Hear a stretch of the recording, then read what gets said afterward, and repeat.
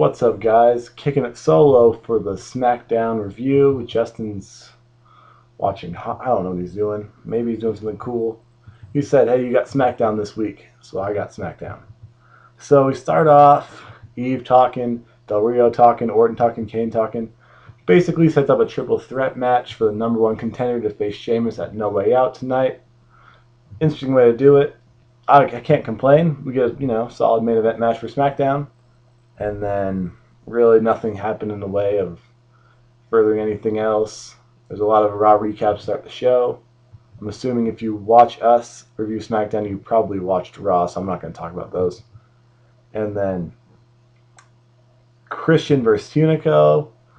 Hunico gets some offense in. Christian wins one segment. Kill switch, frog splash. Cody Rhodes comes out afterwards, and they build on that feud. And Cody Rhodes says, "Just wait till I use my rematch." So looks like we're at that match again. Solid.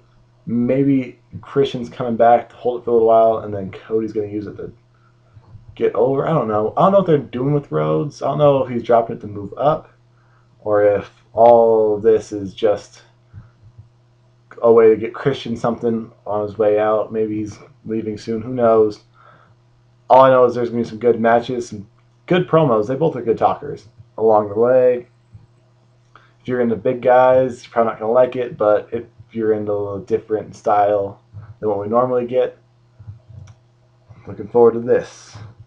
Also looking forward to this next segment times 1,000. We cut backstage. Usos, Darren Young, mocking each other's things. The Usos talking about millions of dollars, millions of dollars, millions of dollars. I don't know why you'd mock that. That's really cool. And then Titus and Darren start doing the Usos. And then one of the Usos calls Titus? No, Darren. Says, "Hey, yo, Darren, your afro looks like a boom mic." I chuckled. I don't know how they kept a straight face in that. But that set up the match that happened next. Solid tag match between the Usos and Millions of Dollars. Millions of Dollars has a tag combo where Titus O'Neil hits with a backbreaker, and then Darren Young hits a second rope or top rope elbow drop uppercut kind of thing. Pretty cool. It's not out of the ordinary to see that for a tag team, but it is out of the ordinary to see that for a tag team in WWE, to have a tag finisher like that. 1, 2, 3, and then they go back and forth. Millions of dollars, millions of dollars. So millions and millions of dollars. Where do they go with these guys? Are they building us up so that they can go at Truth and Kofi next pay-per-view, or is that too soon? It could be too. I think they're ready. Now I say that after seeing them twice on SmackDown, but I think they're ready. If they're not ready, it kind of sets up that whole debate, though. It's like, do you throw them up? They could be huge money makers for them in 6 months, in a year, to where you have a legit tag team that has their catchphrase, and you can get their own line of merch out, and you appeal to a different demographic while appealing to the same ones. Because let's be honest, I would buy it, and but you'd also appeal to the little black kids out there who'd be like, "Yes, these are my boys," and you'd appeal to people who watch it with somebody else, and then they're like, "Yeah, millions of dollars," in the same way that growing up, me and my other brother were the Hardy Boys, and I was Jeff, he was Matt. It explains so much. So much. But dream escaped. We didn't become professional wrestlers, but man, were we the Hardy Boys. And then we never were the Dudley Boys. So me and Colby were never the Dudley Boys, probably because I'd be a horrible Devon and I wouldn't know how to get the tables. We cut to the next thing, which is a Sin Cara vignette. Not really very big of a deal in terms of storyline, but in terms of actual wrestlers I'm excited to see compete. Sin Cara coming back is going to be pretty awesome, just because maybe I don't know if he'll appreciate it more. I don't really have a good reason to say it other than I liked what he was doing before he got hurt. it gives them something else, and it gives them somebody who they can throw out there in a mid card that makes you excited to watch a mid card match. Because for a while they didn't really have that when they had like the Great Khali and Jinder Mahal and all those guys. I mean, you can say that Khali's been around longer and he's less prone to getting hurt and all that stuff, less prone to bot. Okay, Jinder Mahal has been in the system longer, is less prone to botch stuff and all of that. But the level of excitement for a Sin Cara match is up here. Earning potential for Sin Cara match is up here. I want the cape. I know Justin's little cousins want the cape. What are you gonna, your random other mid card guys aren't gonna move as much and aren't gonna put together as exciting of matches or as memorable of moments. Because Money in the next Smackdown match, first thing you think of is Sin Cara getting powerbombed through a ladder by Sheamus. Helped build Sheamus up as this beast. And Sin Cara coming back, gets the thumbs up for me. Ryback squash gets the thumbs down. I don't know. They ran out. They've done this monster heel so many times. They've ran out of WWE jobbers. So they bring in other random guys. So that way Ryback can beat them and then beat the WWE jobbers and then start running through the mid card. Put a number out there. He's going for Goldberg's thing. I mean, he looks like Goldberg. They chant Goldberg. Let's ride this all the way out. Let's start putting the number out there and let's see if he can get to 100, because that's a lot more exciting than seeing Ryback hit his finisher on two guys. Pretty exciting, but when you have the number out there and the whole feed me more, people get behind that as opposed to him just saying feed me more and you throw out guys who nobody has any emotional interest to and he just beats them up. One of these days would be a great. This totally kills everything doing with Ryback, and it's kind of off topic. But do the whole 1, 2, 3 kid style thing where you throw somebody else at him, who I guess they did this with Cena when Cena debuted. But you had this monster heel, and then, well, this guy, random jobber. Oh, let's get somebody from FCW or Developmental or something like that. Oh, let's get Tyson Kidd in there and have Tyson Kidd make him tap. And people will be like, whoa, Tyson Kidd just beat Ryback. And then people will be invested, and it won't be a shock because it makes sense because he's better technically and Ryback's still raw. But at the same time, it doesn't devalue Ryback because it shows that he has flaws he needs to work out before he can move up. So either go with the streak or throw some established wrestlers and throw a program together with the guy and all that. Let's do that before we continue doing all these random things. But who knows? Who knows what they'll do? Santino squashed Ricardo. He didn't squash him, but he beat Ricardo up pretty well. They both ran a pretty good comedy-style match. Let's throw Archibald Peck at Santino and see what happens. Either as a Marchy Archie or mixed martial Archie. And the world might explode of pure awesomeness. Then Sheamus beats Swagger by Brogue Kick. I actually was doing something else during this, so I wasn't like, oh yeah, Sheamus on. From Sheamus talking, you can tell they want him to be their next Cena. He's starting to become their next Cena.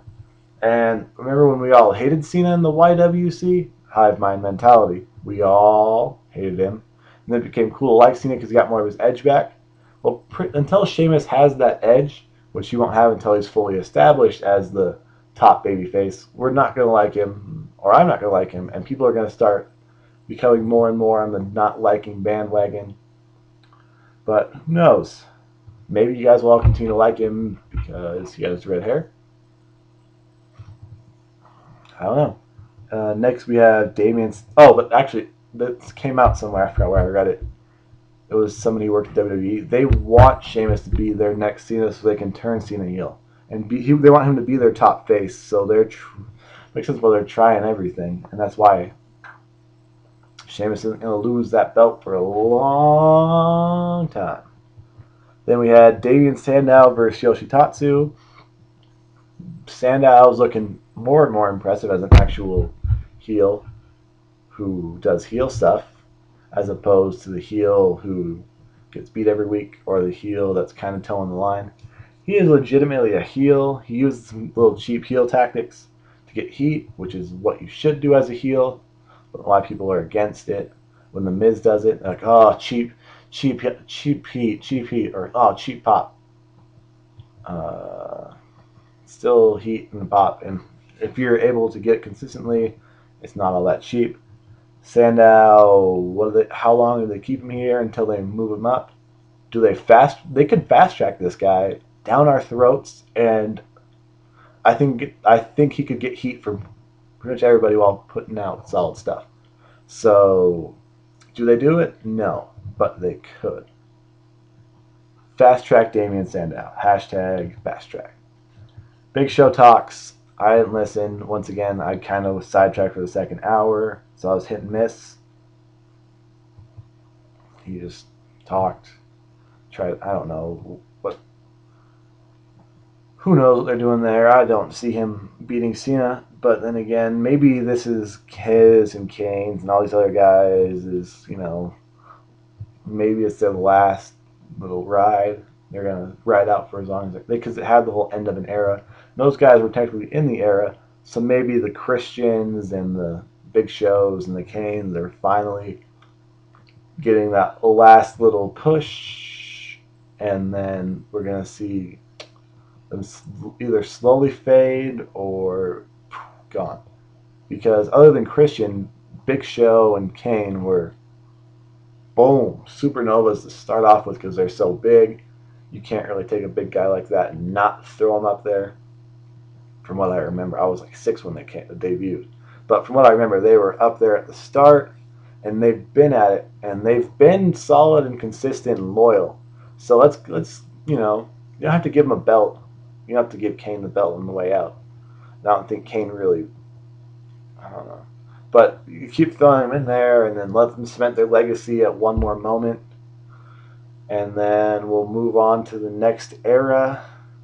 And it's not saying that they were bad, but from my watching it, I feel like kind of getting the whole swan song of them, and that's why Kane looked freaking unstoppable in this next match after getting destroyed before by 20 chair shots by Daniel Bryan. The crowd was chanting yes during all of them. So Kane, basically at No Way Out, Kane's gonna be the full heel, Bryan's gonna be the tweener, and Punk's gonna be the face, which is perfect because that's how triple threats work the best. Because Daniel Bryan can still get heel heat on Punk, but it's not like you have to have those two just beat up on Punk the entire time.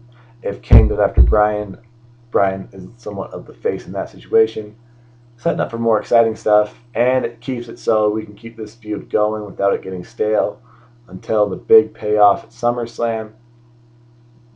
Probably, it makes sense. You cannot because they're just gonna continue after No Way Out. And then after No Way Out is Money in the Bank.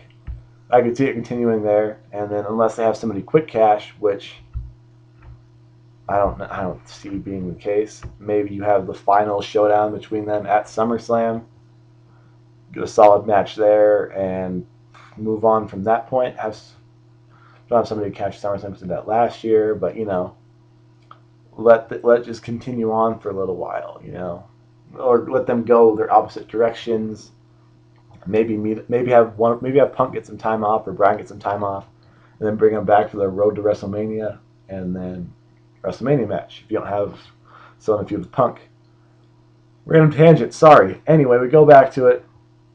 Kane basically was smashed on by Daniel Bryan before the match, and had a lot more offense than somebody who that would normally happen to. I think they're trying to book him as a true monster. I'm cool with it, but at the same time, he's done so much where he hasn't been and has been. It's just kind of But they had Orton end up losing this match by not getting pinned. It was Kane getting pinned by Del Rio, setting up Del Rio and Sheamus at No Way Out. Kane in that triple threat match, and then Del Rio versus the guy who wants to stomp on Brazilian flags, even though it's illegal, Chris Jericho. Even when he's not, even when he's trying to get heat, gets more heat than he needs to. Shout out to Jericho though. Jericho stomped on the Brazilian flag. Um, Subscribe for more because it's a lot more exciting. There's two of us. Trust me, I have more fun reviewing it with me and Justin, so I'm guessing that translates more into your guys' experience. Like this video though, because it still was, I don't know what side it's on, but it still was awesome. And comment, and I'll try to do better at commenting back to you guys. I'm not Justin, I don't know how he does it. Crazy. But I will try to comment back, and we'll have some more discussion on there. Tell me what you feel about anything I talked about. Anything's really fair game because it's not like I'm not watching SmackDown for the most part, not watching anything, so I can talk about anything. And you guys talk about anything, so why don't we talk about everything? All right. For the Trio Show, take care. Don't shave your beard for a really long time.